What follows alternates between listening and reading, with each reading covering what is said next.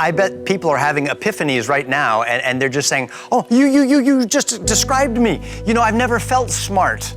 I was always told that maybe I was dumb, or because of my grades, I was never viewed as an intelligent person. But I am smart. I'm just nature smart, or I'm people smart, or I'm body and music smart. This is so exciting, I think, not only for our children to discover these things, but for us as parents to recognize these things in our children. Kathy, I'd like to discuss your book, 8 Great Smarts. I love that book.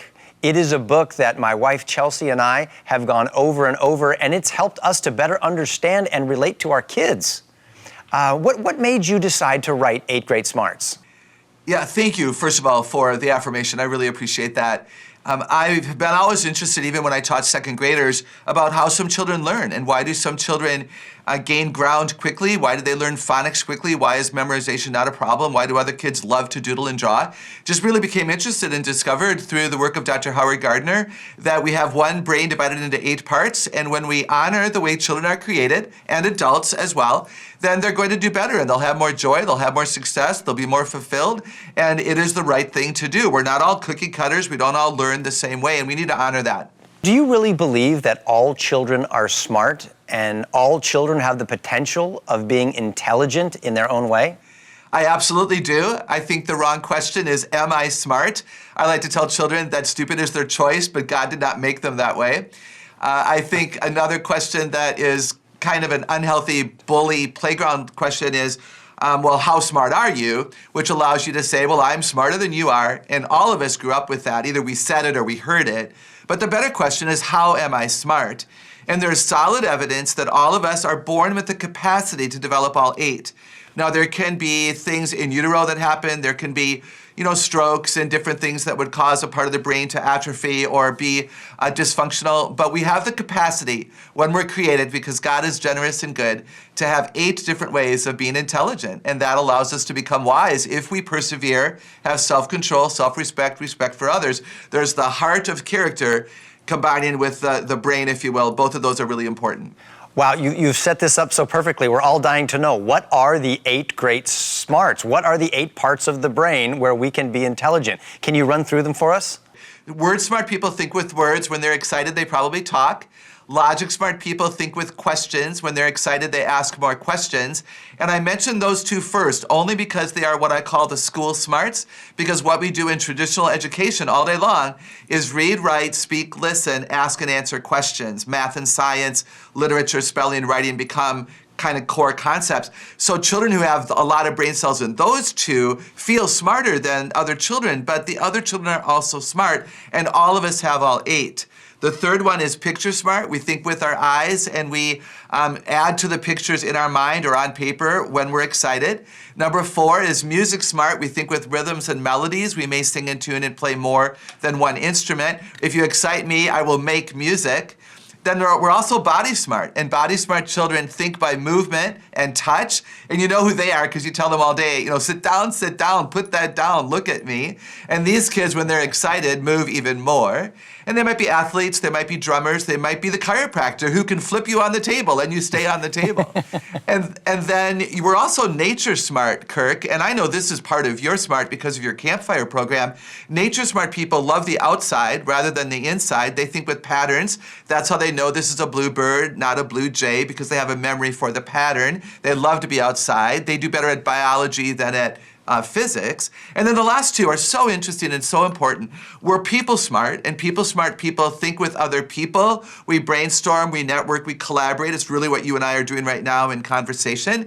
And we're good at reading body language. And if you excite me, I want to talk to people. And then the opposite of that, number 8, is self-smart.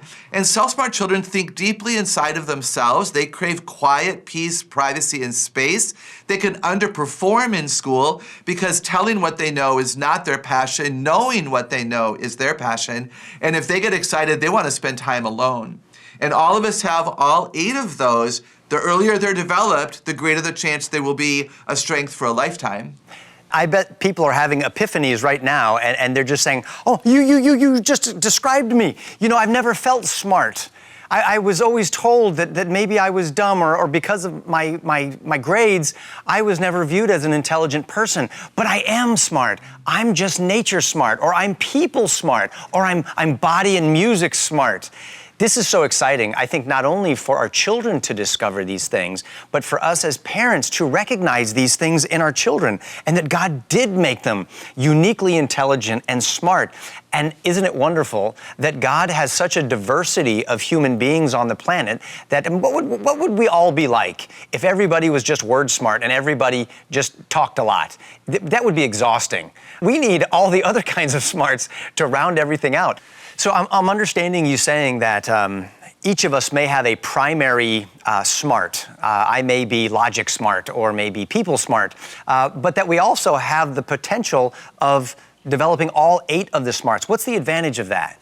I think, being well-rounded makes it easier for us to work in the world, right? Because there's all kinds of people, and we want to be able to relate well to all kinds of people, all kinds of problems to solve, which is why we're here, to make a difference in the world, to leave the world a better place. And so understanding how we're smart allows us to figure out our hobbies, the way that we'll serve the Lord, even careers and post-high school education matters, how we might serve on a committee at church.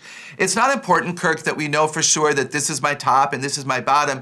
I think in terms of top 4, bottom 4, and it helps us gravitate toward, like when I'm stressed, I know that I will find more joy if I go to a strength of mine and operate there for a while. So knowing your strengths can be really a thing that helps you operate well in life. I hope that makes sense.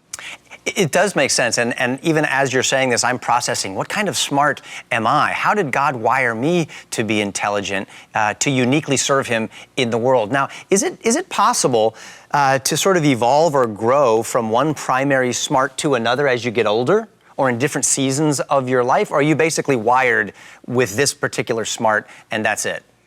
The earlier that they're awakened, the greater the likelihood they will be a strength for a lifetime, which is why those first, 5 to 8 years of life are so important, because exposing children to a variety of books, a variety of toys, a variety of experiences will awaken each of those different intelligences that are there. You know what? Children will cause a parent to develop an intelligence that they didn't have much of. My own niece, Betsy, is very nature smart. My brother and I were not really raised that way. She wanted a dog before we knew that she knew there were dogs. And we all became more nature smart because Betsy was allowed to have fish and a frog, a dog, and take horseback riding lessons. And so we, in our 20s and 30s, became smarter in those ways because of a young little girl. Help us as parents to know, how do we identify the smarts in our kids? And when we identify those smarts in them, how can we affirm them in a way that causes our kids to flourish? They need to be known, and when you know how they're smart, and it helps you choose the activities, the games, the books, the assignments, again, as a homeschool parent, then they're gonna feel safer with you, and that security of that safety helps them listen to you and believe you, so that's a real key for sure. What do they do in their spare time? Do they read, write, color, play with their dog, look outside, talk to friends? What do they spend their money on? If they were given $20 as a birthday gift, what do they want to buy? Here's another great way to figure out how we're smart, Kirk. What gets us into trouble? Do you talk too much? Do you gossip? Do you tease? Do you create problems for people to solve? Do you, stare out the window at the butterfly and not get your assignment done? That would be a nature smart gone bad. We believe at Celebrate Kids that the negatives in our life are often they often arise out of our strengths. Too much of a good thing is not a good thing. So if I'm homeschooling my kids, what are some of the changes I might make in the way that I'm teaching them, knowing that they're this particular kind of smart? All children will benefit from drawing the definition of the words. Let's say that you're trying to teach apartment, condo, farm, barn, house, duplex. All children will benefit from sketching very quickly the way that those buildings look. Picture smart people will especially benefit, but no child will be punished by doing that. So it's okay to have every kid in your family draw as a way of learning vocabulary. If you want children to memorize the Bible verses, not the Bible, don't tell kids to memorize the Bible. That's like so scary. Just, we want you to memorize this verse. And they write it out by hand, and they act it out, and they become a drama queen, and they make themselves act the truth of that verse. All children will benefit from that. When you watch one of your sons or daughters gravitate toward that and say, oh, Daddy, could I act that out? That really helped me last night. When they figure out how they're smart, it's so empowering for them. Now they don't need us as much anymore, and that's a beautiful, beautiful thing. I think buying different kinds of paper and pens, different kinds of books is a key. Going outside to practice vocabulary words. Letting a kid shoot basketball, free throws, or layups to practice definitions of words can actually help those of us who think well by moving. I could go on and on and on. It's one of the reasons to homeschool kids, because they will be allowed in the freedom of your home to learn the way that God wired them to learn, and they will feel so much better about themselves. This is so exciting. This is liberating. This is empowering. I can think of my own children, and we have 6 of them. And Isabella, if you get her excited, she'll get out the unicycle and she'll be riding around the sidewalk in the backyard, or she'll be swinging from a tree, or she'll be sending notes on a pulley from this tree to that tree. Often I think of a public school system, there are 2 smarts that count, word smart and logic smart. And while words and logic are critically important, why do you think traditional schools tend to emphasize those 2 above the other 6? The system was designed before the smarts were understood. And the curriculum that's been written, my joke is, the curriculum is written by people who live in 2x4 rooms without windows. Yeah. And they're not writing for people, they're writing for content. We don't teach content, we teach people. I don't teach science, I teach children. And I tell teachers, if you ever forget that, quit your job. It has to be about the person who's in front of you. And that's the difference. The system is designed, turn the page, hurry, here's another test. And I get that. I honor the people who have chosen to be there. I pray for them, because 90% of our kids are still there. However, it is a reason people homeschool, to pull them from a system that was dishonoring to the way that their children were created. Going back to homeschooling and the opportunities that it presents, how does homeschooling provide unique opportunities for children who are people smart and nature smart? Interesting question. You might want to choose a co-op where you can meet every Monday with a bunch of kids and your kids can learn in small groups. But the people smart kids are going to love the one-on-one attention from you. They're going to get really good at reading your body language. They know how to push your buttons, which can be evil or good depending upon their perspective and yours. I think nature smart, again, going outside, going to the park, going to the botanical garden, going to the nature museum, letting your kids learn about sizes with acorns and worms and blades of grass and leaves, rather than something that the curriculum said you should use that doesn't interest your kids. One of the best things about homeschooling the kids is you can individualize the assignment. So if you have a people smart child and she's supposed to choose someone to study from your state, don't let her choose a boring person. Let her choose somebody who's really exciting. Nature smart people would rather study explorers than politicians. Logic smart children will want to study politicians. You and Chelsea figured it out. It's not hard. It's liberating. I love that you've said that. It really does result in great freedom. I'll be honest, there's days where you feel like you're going to lose your mind. But what we discovered is that what's most important to us is we don't want to lose our children and their souls. We want the opportunity to mold them and to shape them and to guide them into adulthood. And learning their smarts, the way that God made them intelligent, I think is bearing fruit now in their young adult life. And I'm so thankful that you taught this to us